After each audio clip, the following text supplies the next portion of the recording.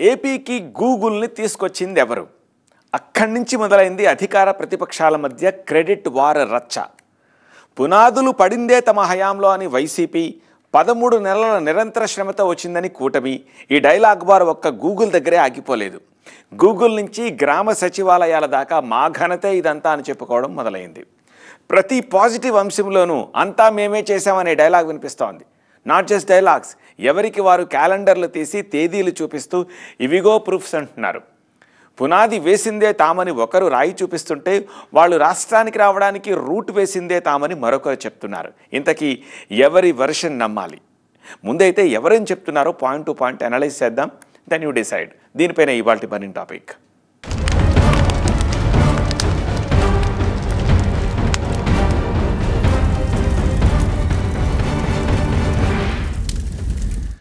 ఏపీలో గూగుల్ ఎంట్రీపై పక్క రాష్ట్రాలు తెగ మాట్లాడుకుంటున్నాయి. ఆ తర్వాత మాటలతో పోట్లాడుకున్నాయి. రీజనల్ ఛానల్స్ నుంచి నేషనల్ మీడియా దాకా దీనిపైనే డిబేట్. 136,000 కోట్ల రూపాయల విదేశీ పెట్టుబడి భారత్కు రావడం దేశ చరిత్రలోనే నభూతో. బట్ ఏపీలో మాత్రం కొంత డివైడ్ టాక్ నడిచింది. ఉపయోగం ఉందని కొందరు, ఉపయోగం లేదని మరికొందరు. అట్ లాస్ట్ ప్రతిపక్ష వైసీపీ సైతం గూగుల్ని స్వాగతించింది. అక్కడితో ఆగిపోలేదు, అసలు కథ అక్కడి నుంచే మొదలైంది. డేటా సెంటర్ క్రెడిట్ వైసీపీదేనని వైఎస్ జగన్ చెప్పగానే ఉన్నటువంటి టాపిక్లోకి ఈ వైసీపీ ఎలా వచ్చిందని కూటమి కౌంటర్ ఇవ్వడం మొదలుపెట్టింది. అప్పటి నుంచి పోర్ట్లు, ఎయిర్పోర్ట్లు, పెట్టుబడులు, ఉద్యోగాలు, ఆఖరి గ్రామ సచివాలయాల దాకా క్రెడిట్ వార రచ్చ నడుస్తూనే ఉంది. Today Google has come to Visakhapatnam. We're very happy. ఆ డేటా అనేది సింగపూర్ నుంచి కేబుల్ తీసుకొచ్చేదానికి అంకురార్పణ చేసింది వైఎస్ఆర్సీపీ ప్రభుత్వంలో జరిగింది. కాబట్టి పాలిటిక్స్ లో పంచ్లు, వాగ్దాటి ప్రతిసారి పనిచేయదు. చెప్పిందే చెబుతామంటే నడవదు. ఇన్ఫర్మేషన్ యుగమిది. డేటాతో చెబితేనే జనం నమ్ముతారు, ఊకదంపుడు ఉపన్యాసాలకు కాదు. సో ఈ విషయంలో ఇటు కూటమి, అటు వైసీపీ పిన్ పాయింట్ గా ఉన్నారు. ఎవరి హయాంలో ఏం జరిగిందన్నది లెక్కలతో సహా చెబుతున్నారు. నిద్రలో లేపడిగినా చెప్పగలిగేంతగా వంట పట్టించుకున్నాయి అధికార ప్రతిపక్షాలు. సపోజ్ 6,31,000 ఉద్యోగాల కల్పన, అది కూడా ఒక్క ప్రభుత్వ రంగంలోనే. వైఎస్ జగన్ క్లెయిమ్ చేసుకుంటున్న లెక్క ఇది. తన హయాంలో ఎన్ని జాబ్స్ క్రియేట్ చేశారో విద్యార్థి విభాగం నాయకులతో జరిగిన మీటింగ్ లో డిస్ప్లే చేశారు. 2,13,662 శాశ్వత ఉద్యోగాలిచ్చామని పిన్ పాయింట్ గా ఓ డేటా రిలీజ్ చేశారు వైఎస్ జగన్. మన ప్రభుత్వ హయాంలో అక్షరాల ప్రభుత్వ రంగంలోనే దాదాపుగా 6,31,000 ఉద్యోగాలు ప్రభుత్వ పరంగా మనం ఇవ్వగలిగాం. ప్రభుత్వ రంగంలోనే ఒక పర్మనెంట్ ఉద్యోగాలే గవర్నమెంట్ రంగంలో ఇచ్చినది దాదాపుగా 2,13,662 ఉద్యోగాలు ఇచ్చినాం. గ్రామ వార్డు సచివాలయాల్లోనే మన కళ్ళ ఎదుటనే యంగ్స్టర్స్ అందరూ కూడా కనిపిస్తారు గ్రామాల్లో. ఆ గ్రామ వార్డు సచివాలయాల్లోనే దాదాపుగా 1,26,000 మంది ఉద్యోగాలు మన హయాంలో ఇచ్చిన ఉద్యోగాలే మన పిల్లలే కనిపిస్తారు. మరో 52,000 మంది ఆర్టీసీలో గవర్నమెంట్గా వైఎస్ఆర్సీపీ గవర్నమెంట్లో రెగ్యులరైజ్ చేస్తే 52,000 మంది ఆర్టీసీ ఎంప్లాయీస్ను గవర్నమెంట్లో రెగ్యులరైజ్ అయిపోయిన ఉద్యోగస్తులుగా కనిపిస్తారు. లక్షల సంఖ్యలో ప్రభుత్వ ఉద్యోగాలిచ్చామనగానే కూటమి నుంచి ఒక్కటే కామెంట్ వినిపిస్తుంటుంది. అనుకున్నట్టుగానే వైఎస్ జగన్ అలా క్లెయిమ్ చేసుకున్నారో లేదో, ఇలా మీడియా ముందుకొచ్చేసిన మంత్రి పార్థసారథి లెక్క సరి చేసుకోండని కొన్ని నెంబర్స్ చెప్పారు. కూటమి సర్కార్లో ఇప్పటికే 7,68,000 కోట్ల రూపాయల పెట్టుబడులు గ్రౌండ్ అయ్యాయి. 2027-28 నాటికి ఆ పెట్టుబడుల ద్వారా 7,20,000 ఉద్యోగాలు క్రియేట్ అవుతాయన్నది కూటమి సర్కార్ ఆన్సర్. పోస్ట్ గ్రాడ్యుయేషన్ చేసిన యువకులకి కేవలం 5,000 రూపాయలు చెల్లించే వాలంటీర్ ఉద్యోగాలతో మీరు సంబరపడిపోతున్నారంటే ఈ రాష్ట్రంలో యువకుల పట్ల మీకున్న భావన ఏమిటో, వారి భవిష్యత్తు పట్ల మీకున్న విజన్ ఏమిటో అర్థమవుతుందని చెప్పేసి కూడా నేను ఈ సందర్భంగా తెలియజేస్తా ఉన్నాను. ఈరోజు ఈ ప్రభుత్వం 20 లక్షల ఉద్యోగాల కల్పనే లక్ష్యంగా ఈరోజు ఇప్పటికే 7,68,000 కోట్ల రూపాయలతో పెట్టుబడులు గ్రౌండ్ అయిపోయినాయి. 2027, 28 ఆ ప్రాంతంలో ఇవన్నీ కూడా ప్రారంభం కాగానే 7,20,000 మందికి నేరుగా ఉద్యోగ అవకాశాలు వస్తాయని చెప్పేసి మనం చేస్తాను. మరి ప్రభుత్వ రంగంలో కూడా టీచర్స్ కానివ్వండి, హెల్త్ డిపార్ట్మెంట్ కానివ్వండి, పోలీస్ డిపార్ట్మెంట్ కానివ్వండి, ఇవన్నీ కూడా మరి భర్తీ చేస్తున్న విషయాన్ని కూడా ఒకసారి ఆలోచించాలని చెప్పేసి. ఉద్యోగాలంటే కేవలం ప్రభుత్వ ఉద్యోగాలే కాదుగా, భారీ పారిశ్రామికవేత్తలను రప్పించి పెట్టుబడులు పెట్టించి పరిశ్రమలను స్థాపించడం అతిపెద్ద టాస్క్ ఈ రోజుల్లో. అలా ఎంఎస్ఎంఈ సెక్టార్లో 33 లక్షల ఉద్యోగాల కల్పన జరిగింది వైసీపీ ప్రభుత్వంలోనే అని చెప్పుకున్నారు వైఎస్ జగన్. ఇక లార్జ్ అండ్ మెగా సెక్టర్లో మరో 1,00,000 ఉద్యోగాల్ని కూడా కలుపుకుంటే మొత్తం 40,13,552 ఉద్యోగాలు వచ్చాయనేది వైసీపీ చెప్పుకుంటున్న క్రెడిట్. ఈ పెద్ద పెద్ద కంపెనీలు, సోకాల్డ్ పెద్ద పెద్ద కంపెనీలలో పెద్ద పెద్ద ఉద్యోగాల సంఖ్యలు పెద్ద ఎక్కువ రావు. పెట్టుబడి ఎక్కువ, ఉద్యోగాల సంఖ్య తక్కువ. కానీ ఎంఎస్ఎంఈస్లో పెట్టుబడి తక్కువ, ఉద్యోగాలు మాత్రం ఎక్కువ పెట్టుబడితో కంపేర్ చేస్తే. దాదాపుగా 4,78,000 యూనిట్స్ గ్రౌండ్ అయి మరో 33 లక్షల ఉద్యోగాలు ఎంఎస్ఎంఈ సెక్టర్ ద్వారా మనం కల్పించగలిగాం. అది కాకుండా లార్జ్ అండ్ మెగా ఇండస్ట్రీస్లో మరో 1,00,000 ఉద్యోగాలు, మొత్తం కలిపితే 40,13,552 ఉద్యోగాలు ఒక్క వైఎస్ఆర్సీపీ ప్రభుత్వ హయాంలో మనం క్రియేట్ చేయగలిగాం. కూటమి కూడా తగ్గేదేలే అంటోంది ప్రైవేట్ ఇన్వెస్ట్మెంట్స్ విషయంలో. అసలు ఇండస్ట్రీస్ ను తీసుకురావడంలో ఎవరికైనా బ్రాండింగ్ ఇవ్వాలనుకుంటే అది కూటమికేనన్నది గవర్నమెంట్ వర్షన్. గత 16 నెలల్లో 10 లక్షల కోట్ల రూపాయల పెట్టుబడులు తీసుకురావడం తమ బ్రాండ్ వాల్యూకు ఒక పర్ఫెక్ట్ ఎగ్జాంపుల్ అని చూపిస్తోంది. ప్రభుత్వం ఏర్పడిన ఈ 18 నెలల్లో ఇప్పటి వరకు 1,80,000 ఉద్యోగాలు కల్పించడం నెవర్ బిఫోర్ అనేది కూటమి వాదన. ఆర్సెలర్ మిట్టల్ ద్వారా 1,50,000 కోట్ల రూపాయల పెట్టుబడులు, నెల్లూరు జిల్లాలో బీపీసీఎల్ పెడుతున్న 1,00,000 కోట్ల రూపాయల పెట్టుబడులు, ఎన్టీపీసీ గ్రీన్ హైడ్రోజన్ ద్వారా 1,25,000 కోట్ల భారీ ఇన్వెస్ట్మెంట్, ఇలా డేటా చెబుతోంది కూటమి. గడిచిన 16 నెలల్లో $120 బిలియన్, $120 బిలియన్ అంటే సుమారుగా 10 లక్షల కోట్ల పెట్టుబడులు ఆంధ్ర రాష్ట్రానికి కమిట్ అయినాయి. ఒక ఆర్సిలర్ మిత్తల్ 1.5 lakh crores ఎక్కడొస్తుంది? అనకాపల్లి.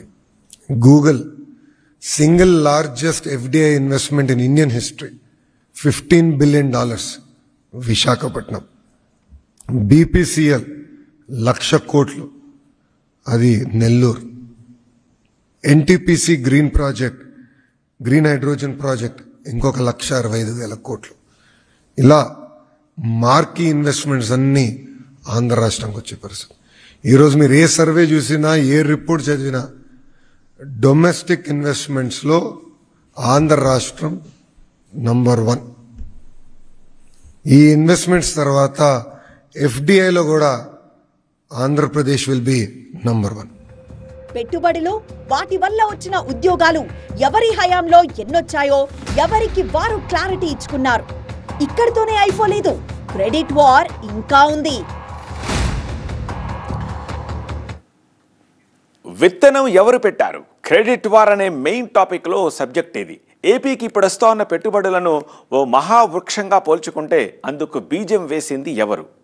జగన్ నోటి నుంచి వచ్చింది కాబట్టి దీని గురించి ఇప్పుడు మాట్లాడుకోవాల్సి వస్తోంది. క్రెడిట్ చోరీ జరిగింది అనగానే కూటమి ఎలా అయితే కౌంటర్ ఇచ్చిందో, విత్తనం నాటామని జగన్ స్టేట్మెంట్ ఇవ్వగానే రివర్స్ అటాక్ మొదలుపెట్టింది ప్రభుత్వం. సో ఏపీకి ఇప్పుడు వస్తూ ఉన్న పెట్టుబడులకు విత్తనం వేసింది ఎవరు? క్రెడిట్ చోరీ ఏపీ రాజకీయాల్లో ఇదో సరికొత్త ధోరణి. ఇది వరకు ఎన్నడూ జరగని ఒక సరికొత్త పొలిటికల్ డిస్కషన్. అందుకే గూగుల్ పై క్రెడిట్ వార్ ఇప్పటికీ చల్లారలేదు. ఇంతకీ రెండు పార్టీల వర్షన్ ఏంటసలు? ఎవరి కారణంగా ఏపీలోని విశాఖకు గూగుల్ డేటా సెంటర్ వచ్చింది?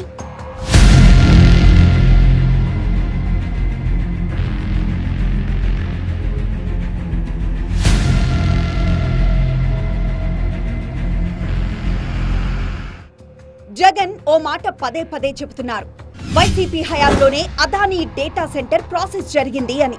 తమ 5 ఏళ్ల పాలన సమయంలో సింగపూర్ నుంచి సముద్ర గర్భంలో కేబుల్ ఏర్పాటు చేసే ప్రక్రియకు శ్రీకారం చుట్టడం జరిగిందన్నారు జగన్. అసలు డేటా అంటూ రావాలంటే ముందు కేబుల్ కావాలి కదా. అప్పట్లో అవన్నీ చేశాం కాబట్టే ఇప్పుడు డేటా సెంటర్ వచ్చిందంటున్నారు.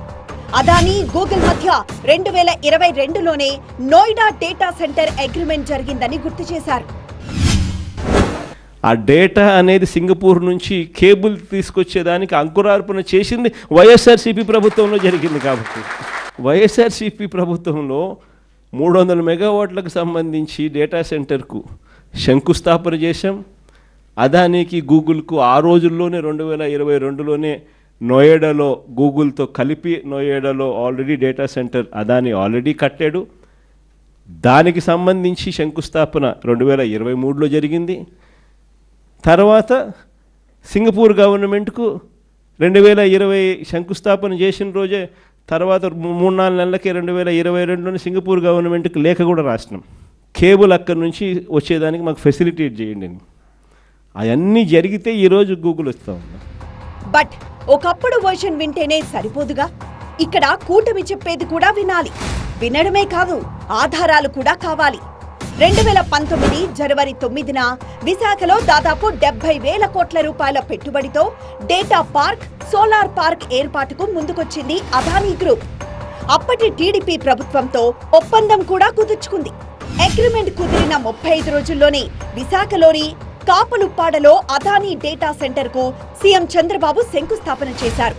అప్పటి ఫోటోలు కూడా చూపిస్తోంది కూటమి సర్కార్. మిగతా రాష్ట్రాలన్నీ గూగుల్ ఆంధ్రప్రదేశ్కి వెళ్తానికి కారణం ఏంటి అని చెప్పేసి ఆలోచన చేస్తున్నారు. మరి మీరు అదానీ మేమే తీసుకొచ్చామంటున్నారు. చెప్పండి ఒకసారి, మీ వాళ్ళు ఎవరైనా సరే చర్చకు వస్తే అదానీ ఎప్పుడు విత్తనం పడిందో, లేకపోతే అదానీ ప్రపోజల్ ఏ రోజు ఏ ప్రభుత్వంలో ప్రారంభమైందో చర్చకు సిద్ధం అని చెప్పేసి మనం చేస్తాం. నేను ఇక ఏపీకి గూగుల్ డేటా హబ్ రావడానికి సర్కార్ ఎంత కష్టపడిందో బ్యాక్గ్రౌండ్ హిస్టరీ చెప్తోంది. గూగుల్ మేనేజ్మెంట్ కు విశాఖలో స్థలాన్ని చూపించడం, నేరుగా గూగుల్ కార్పొరేట్ ఆఫీస్కే వెళ్లి ఒప్పించడం, తర్వాత గూగుల్ నాయకత్వం వచ్చి సీఎం చంద్రబాబుని కలవడం, ఇదంతా జరిగింది. బట్ డేటా సెంటర్ పెట్టాలంటే సెంట్రల్ గవర్నమెంట్ పాలసీల్లో కొన్ని మార్పులు కావాలని గూగుల్ అడిగితే దానికవసరమైన సవరణలను దగ్గరుండి చేయించామంటోంది కూటమి. సో అలా 13 నెలల పాటు కష్టపడితే గూగుల్ ప్రాజెక్ట్ వచ్చిందనేది గవర్నమెంట్ వర్షన్. గూగుల్ వచ్చిందంటే ఈరోజు ఆంధ్ర రాష్ట్రానికి గౌరవ ముఖ్యమంత్రి గారు అనేకసార్లు నిర్మలా సీతారామన్ గారిని, అశ్విని వైష్ణవ్ గారిని, మోడీ గారిని కలిసి దీనివల్ల ఎంత ఇంపాక్ట్ వస్తుందో ఎక్స్ప్లెయిన్ చేశారు కనుక మనం తీసుకురాగలం. సో ప్రభుత్వ వర్షన్ ఎలా ఉన్నా ఆనాడు విత్తనం నాటింది మాత్రం వైసీపీ హయాంలోనే అనేది వైఎస్ జగన్ సమాధానం. భోగాపురం ఎయిర్పోర్ట్ విషయంలో కూడా అంతా వైసీపీ కష్టమే అనేది జగన్ ఇస్తున్న క్లారిఫికేషన్. ఆనాడు భూసేకరణ చేపట్టి వేగంగా అన్ని అనుమతులు సంపాదించి పనులు పరుగులు పెట్టించాం కాబట్టే భోగాపురం ఎయిర్పోర్ట్ ఇంతదాకా వచ్చిందంటున్నారు జగన్. అందుకోసం 900 కోట్ల రూపాయలు ఖర్చు పెట్టిన విషయాన్ని గుర్తు చేస్తున్నారు.